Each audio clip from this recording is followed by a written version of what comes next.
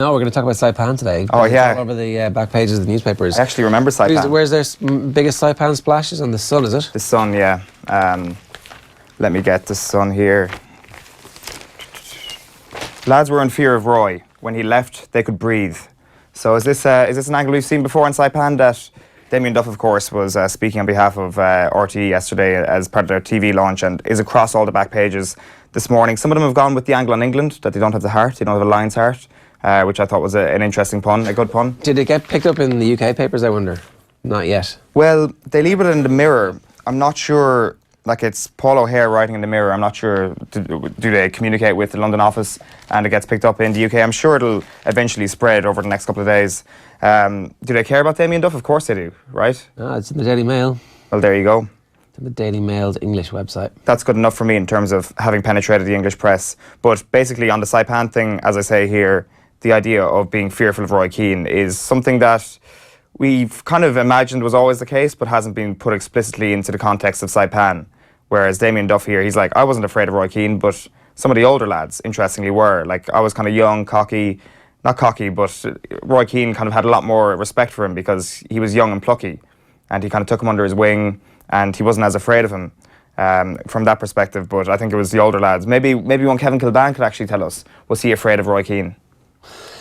Some of the players haven't spoken to them, were at a point in their relationship with Keane where they were kind of ignoring him or avoiding him, like they would be kind of walking down the corridor. One Ireland player at that squad has told me that he was walking down the corridor going, oh Jesus, he ducked into a room to avoid Keane. Like it had got to that point where the relationship was so strained for some of them. Now, that doesn't necessarily follow that on the field having the best player in his position in the world at the time was somehow going to intimidate or carry them. Like, who's he talking about when you think about it? Really, it's Matt Holland, because he's the only one that would have actually been, or is anybody in that defence actually terrified of Roy Keane? I don't think they are. I don't think, yeah, like I think what Duff is referring to here is like the profile of the player that would have been afraid of him. But then when you look at that profile, it's the older players. It is the Matt Holland, it could be the Gary Breens of the team. Whereas when you look at all those older players in the 2002 team, they all have a temperament which would suggest that they don't have any fear. They're fairly laid back. They're chilled out people, I think, in comparison to Roy Keane. Yeah, I don't think they do intimidation. I'm sure there was far more crack had when Keane is gone. But James Lawton has an interesting piece in the Indo wondering if Duff's remarks suggest that Roy is the wrong person to have around the current Ireland setup, because obviously the current Ireland setup doesn't have any of those strong characters that can just blithely ignore what was going on. I'm not sure I necessarily agree with that, but it's a hot take.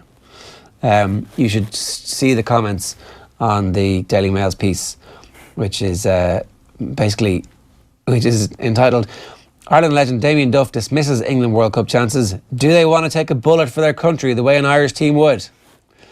I mean, it's an interesting choice of language from Duff, considering all the hoo-ha about the gun tattoo over the last 7 days from Raheem Sterling. But, oh my God, those comments. England will always be better in quality, skill and qualify more times than the Irish. Fact. Or would an English captain walk out on his teammates at the World Cup because he wasn't satisfied with the training facilities? Footballers do not need to take a bullet or run through brick walls. They merely need to care and make maximum effort. That is not a Daily Mail reader right there. That is completely somebody who's lost on the internet and does not read the Daily Mail. That is the nicest Daily Mail comment I've ever heard.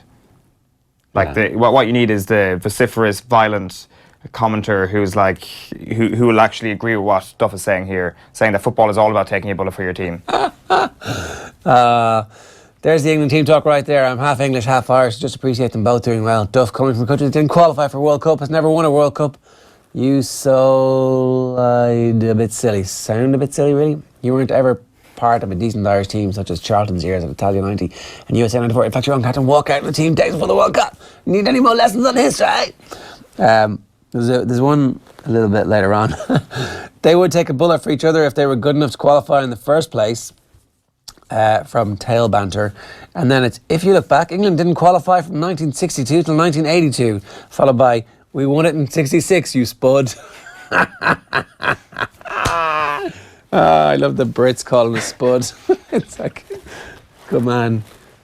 G-Fee, London. Maybe he was referring to a spud gun. Yeah. A bullet from a spud gun. Okay, so the newspaper headlines.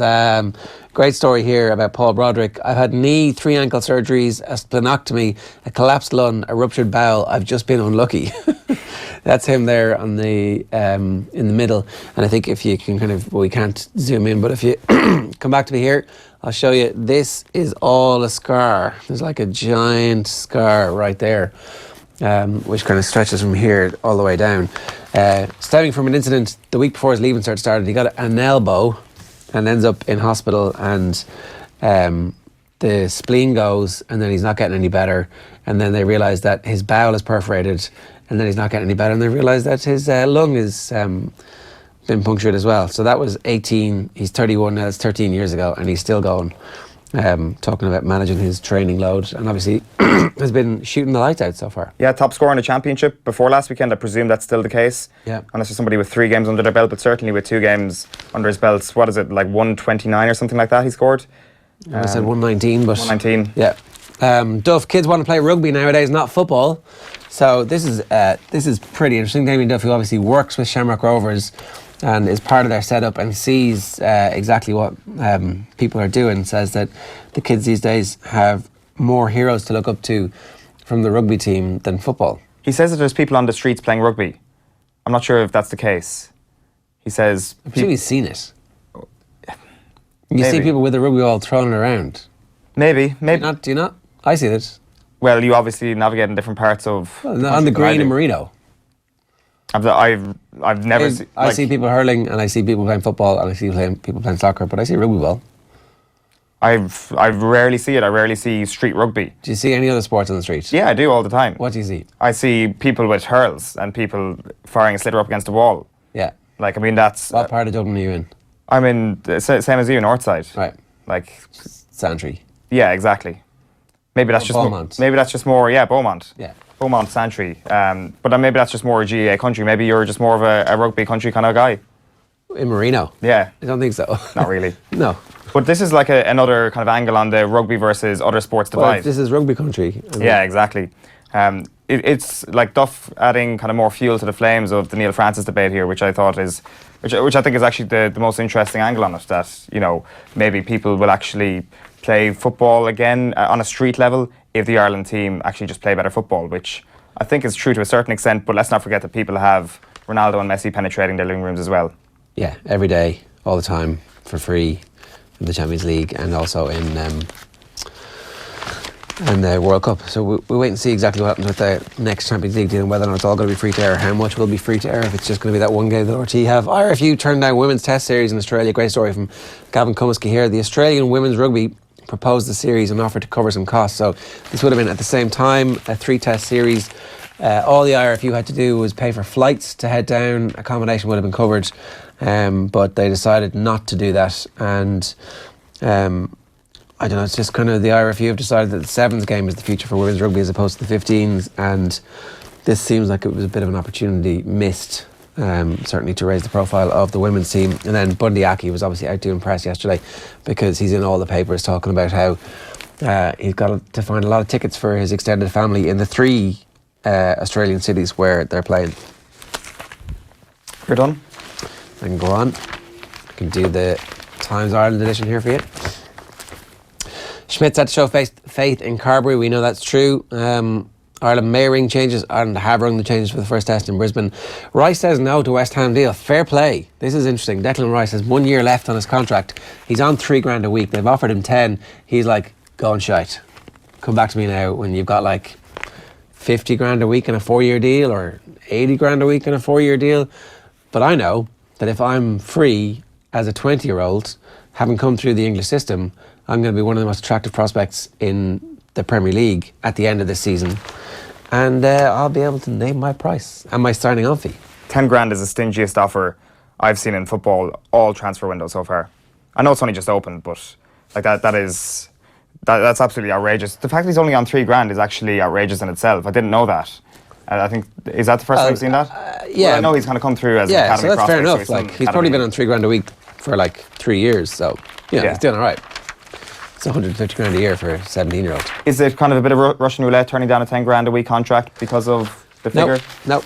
Keep it, no. He's like, what's the worst that can happen? They put him in the reserves for a year and he wastes away. He plays a lot of games for Ireland. Ireland keep him in the shop window. And at the end of that year, it's like, hey, everybody, I can play in midfield, I can play centre-back, I can play left-back, and I'm available for 70 grand a week, and I'm going to meet your quotient of qualified players who come through the system. I think he'd take 25. I don't think he wants 70 right yet. Why not? Well, of course he wants 70. That's the deal. It's football. That's the price. Like 70 grand a week for a player of his age is absolutely extortionate. Unless you're like... But that's the going rate in the Gabriel Premier League Jesus. these days. I don't know what the actual average Premier League salary is. So whatever that is, you want to add that and then add a little bit on extra because, you know, he could still play for England. Yeah, he could. We'll move on to the Herald. Dubs can be best ever, says Ray Cosgrove. An interesting take here. Talking about the Golden State Warriors after their third win of the series last night. Well, that's it. We were having this conversation earlier. Who are actually the best Dubs? The Dubs are the Dubs. Of course, you know, the Warriors are known as the Dubs because of, that's how they say W over there. They just abbreviate everything, so... Now I get it. Yeah. Thanks for explaining that. Well, I was kind of explaining to anybody at home who wasn't aware, but, you know... Honestly, I didn't. I was like, well, what is it? Why do they call them the Dubs? Well, there you go. Now For W. you learn something new every day. So the Dubs are the Dubs. Which are the best team? I think I'm probably going to go with the GAA version of the Dubs. I know that's kind of being blasphemous, given I'm from Kerry, but you know I think that you can't look past what this Dublin team are doing as a better team than what the Dubs are doing, the Warriors. Except that the Warriors have come up against LeBron in his peak, and they've only fallen once to him. Okay, but I'm talking about current. This year. Well, no, in terms of what they've won already. If they go back-to-back now, I mean, they've only won one in a row. They've never won back-to-back. But it's going to be 3 of the last 4. Yeah, Dublin have 4 of the last 5. Yeah. And could be 5 of the next 6. You would say that Steph Curry has changed basketball and that Steve Kerr has changed basketball by realising that, oh, we've got a guy who can throw it in from anywhere. Those 3 points are actually more valuable than 2 points and far less effort. Dublin have also changed football. How? Jim Gavin has changed football. How? Well, by enlarging this pool of staff that you can kind of tap into. And I know that may sound cynical. By a backroom team. By a backroom team. By money. By, like, taking GAA into the modern era, no? Like, I mean, the idea of a basketball coach We're would have been... nitpicking here, but you're talking about, like, which is the greatest team. It's like, you have to pick nits. Yeah, you do, for sure. So Dubs versus Dubs, let us know what you think on that one, but I'm definitely going for Dublin. I think Steph Curry's probably just had a... Because you haven't seen that before. I don't know enough about basketball history, but like it seems to me like deciding that suddenly, oh, we're going to shoot threes all game and we have a bunch of players who can do it is different, no? Yeah. It's the first time that sport has been revolutionised in that way in the professional era since they added the 3-point line. But can they take full credit for that, or can the Houston Rockets take full credit for that? I don't know. I mean, Daryl Morey, like Morey ball is what they call it. You know, a coin on the term money ball there, Ger, just by changing the letter N to the letter R. In case you didn't realise what that one was. I'm not patronising you, don't worry. Daryl Morey, he revolutionised basketball in terms of the 3-point line, not Steve Kerr. That's potentially the hottest take as well. That the Dubs, as in the Warriors, have actually revolutionised basketball to the 3-point line. They haven't? They haven't. I mean, it's Houston, really. Houston were the ones who said, listen, if we just shoot all the threes, it doesn't matter how much we miss. As long as we make a few every game, we're going to win the majority of basketball games. Steph Curry's the best at it. Yeah, if Houston Rockets had Steph Curry, then there would be merit in your argument. On the back of the mirror, it's Lions don't have the heart. Duff gives England no chance. That's Paul O'Hare's story, as you mentioned earlier on.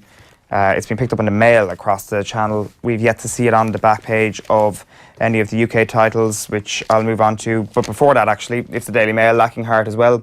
Duff rubbishes England hopes at World Cup. They say they just don't like it up them and they don't have the heart, basically. Burke for more. This is an exclusive this morning by Mark McAdam on the back of the Irish Daily Star. Graham Burke to Preston, which would be an interesting move. It's kind of one that was inevitable, wasn't it? 300 grand for Graham Burke, by the way. It's like when it comes to the transfer fee that a League of Ireland club will actually get, we don't actually see what the sell-on fee is going to be here, but that's the key point, isn't it, really? Well, the chances are that he just doesn't get sold on and runs a contract down or has a 3-year contract and doesn't. So you'd like them to be getting £1 million for this kind of thing, because that's what the player's worth. We're probably a while away from that, aren't we? A while away from the Players getting £1 million transfer fees. Well, like, is there a possibility that, or you mean like from the League of Ireland? Yeah. Oh yeah, directly. Yeah, I think we're a bit away from it. I think if 300 grand is going for the best player currently in the League of Ireland, then that would suggest we're another 3 or 4 years away from that potentially. What was Shawnee Maguire's transfer fee? 650 or something? Was it? I think so, off the top of my head. I'm sure Tommy will let us know in our ear in just a moment. Danny Rose is dominating the back pages in the UK this morning. Rose might battle with depression. On the eve of the World Cup finals, the England full-back reveals how a long-term injury, the suicide of an uncle and a shooting at his home pushed him to the lowest point. And on the back of The Guardian, it's "I had to get away from Tottenham. Rose reveals tumultuous year, depression, injury and family trauma." It's heavy stuff from Danny Rose. It's honest stuff. And fair play to him for, like, at this point coming out and talking about it. Yeah, like, if there's a stigma in society about mental health, then the stigma is enhanced in a football dressing room, you'd imagine. But he's been so open about this. It makes for some really heavy reading, like, but it is an important read. If you've got a copy of the Telegraph or the Guardian this morning, which we can get into a little bit later on. The Irish Examiner this morning: electric picnic, Tommy Martin and how hurling is rocking while football thrums away on a banjo. And then Duff, how Saipan exit let the lads breathe. It's going to take a serious team to stop the kingdom, reckons Jack O'Connor, piling the pressure on Eamon Fitzmaurice. And Denman, the horse, has died. An incredible athlete tributes Folau as legendary chaser Denman dies. So is this not like the worst thing that could possibly have happened to Kerry when their brand new team scores 32 points, look like an unstoppable force, and all of a sudden where they were below the radar, they're now bleep, bleep, bleep, bleep, bleep, bleep, bleep, bleep. It's like they were above the radar as soon as, I guess, a week ago. When did Tomás O'Shea kind of say, oh no, it was actually Saturday, it was right before the game, and he was like, I don't actually expect Kerry to challenge Dublin. I expect them to beat Dublin this year, and I expect them to beat a team that actually can define Dublin's dominance, aka end it. Yeah. And, you know, I think that's when they've been bleeping above the radar for the last... You're not supposed to, like, underperform, you know, run them hard on Sunday morning before if they're going too well, get them out there and do like a full contact 3-hour training session before the Kerry game or the Clare game, so they scrape home by a few points. Jesus, I think there was genuine worry about that Clare game. Not worry, but genuine concern that they could have had a battle for 50 or 60 minutes. So obviously that didn't materialise. And unfortunately, I know this is kind of a bit of a tangential point, but I think the glory days of the Munster Championship were 2 years ago when Clare and Tip were actually decent. Like Clare getting to an All-Ireland quarter-final 2 years ago, Tip getting to an All-Ireland semi-final the same year. We should have been looking around down in Munster thinking these are amazing days. Kerry still haven't got beaten, obviously, in Munster in any of those glory years that I'm talking about, but at least they weren't hockeying teams off the pitch. But I think now they realise that the glory days of Clare and Tip, maybe not Tip because of the age profile of the team, but maybe Clare's bubble has burst to a certain extent. But yeah, the point I was trying to make is that they needed to stay above the radar. They needed to be hot on Sunday because there was a possibility of an upset, a vague possibility and a distant one, but a possibility nonetheless. Yeah. So it's not ideal, basically. No. They couldn't afford to be kind of coy about things, and certainly Tomás O'Shea didn't do us any favours by writing that column on Saturday. They're right there at Dublin now, you'd say. Yeah. You would have to put them second favourites for the All-Ireland. Are they second favourites for the All-Ireland? I think so, yeah. I think so. So, yeah, I think there would be consensus number 2, to coin an American phrase there, for the All-Ireland. I've said it for the last couple of weeks, I think they will get to the All-Ireland and I think Dublin will beat them. I think Dublin are going to do the 4 in a row and then the 5 in a row.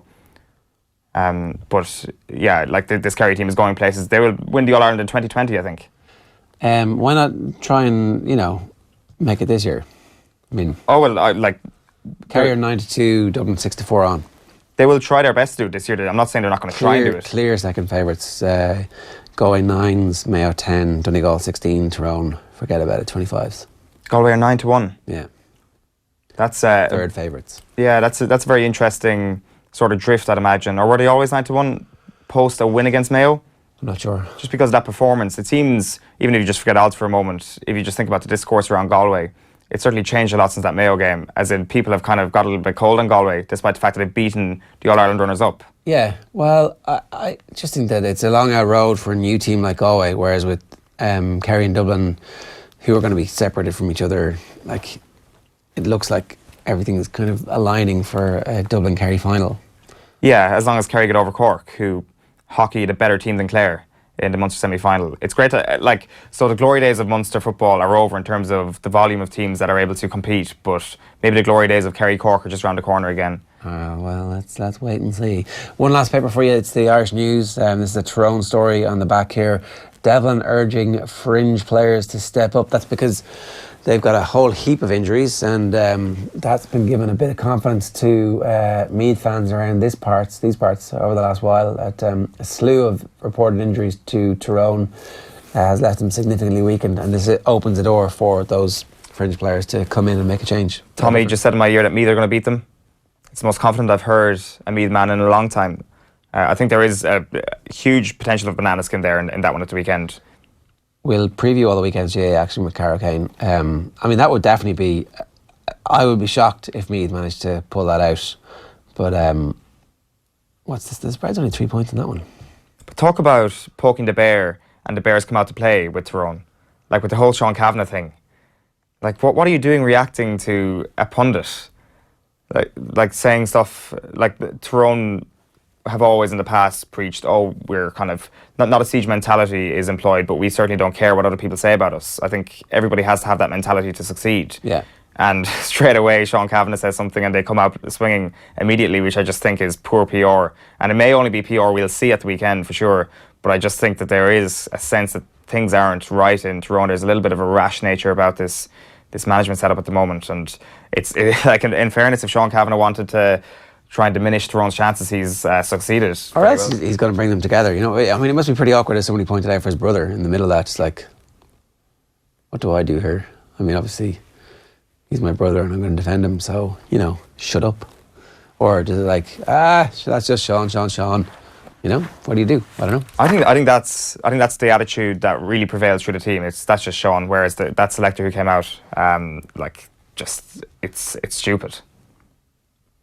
You don't think he did it off his own bat, though? You have to assume that that's the management team saying, off you go and say that, you speak like that and we'll back you up.